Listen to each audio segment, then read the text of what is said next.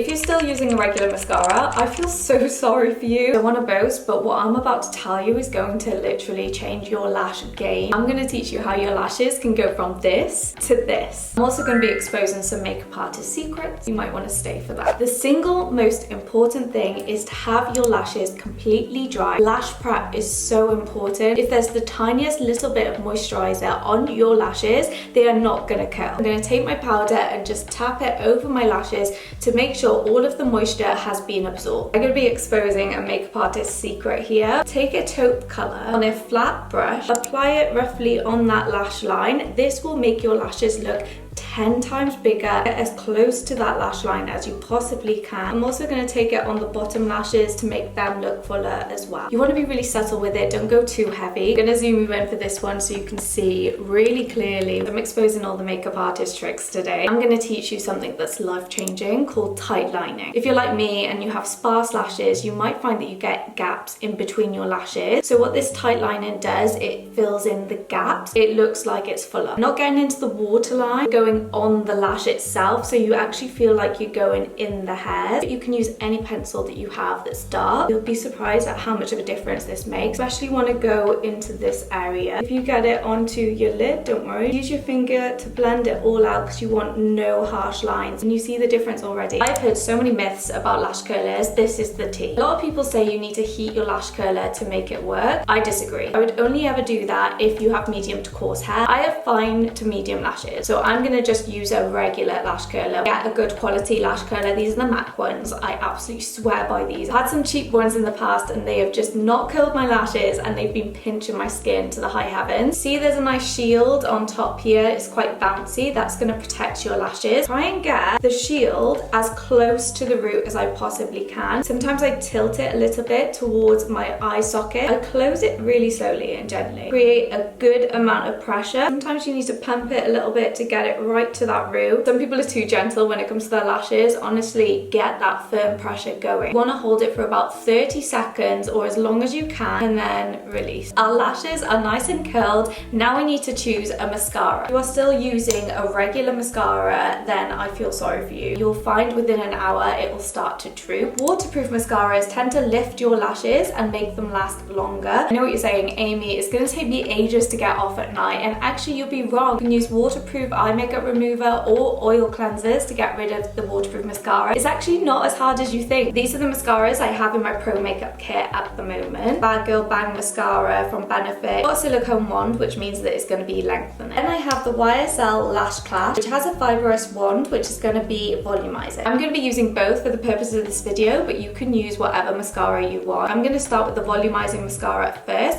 and I'm going to concentrate it just on the tips of my lashes. If you get it on your eyelid, don't worry, I've got a little trick for that. You can use a little wiggle technique back and forth to separate your lashes out. So we've got our volume, now we're going to go for lengthening. I'm going to switch up my strokes to long lengthening strokes. Find your lashes clumping together, you can use some tweezers just to separate some of those lashes. If you have any transfer like I do, you can take a spoolie, wiggle it back and forth. You've got to make sure that it's completely dry. If you follow everything that I just did, you'll get lash like this. What is your holy grail mascara like if you had to pick one? Spill the tea, no gatekeeping in the comments because I really want to know. If you like this video, give it a thumbs up and subscribe because I'd love to see you again soon, and I will see you in the next one.